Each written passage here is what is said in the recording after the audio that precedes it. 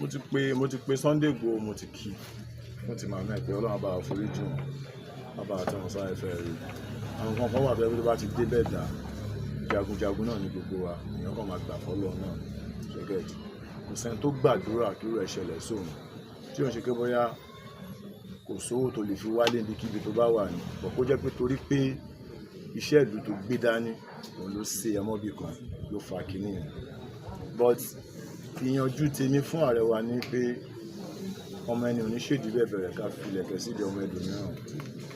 Ọmọ ẹni ò dẹ̀ ní burú títí ká lè fẹ́ kùn pa jẹ kọ́ bá ṣíjú àánú wo Sunday Igboho kó lè padà wá sílẹ̀. Ìjọba tó lé sẹ́yìn odi, ìjọba yẹn ti fi ìjọba sílẹ̀ ńsìn. Ìjọba tó dẹ̀ wà ń bẹ̀ ńsìn, ìjọba tó jẹ́ ìyà kan náà pẹ̀lú Sunday Igboho.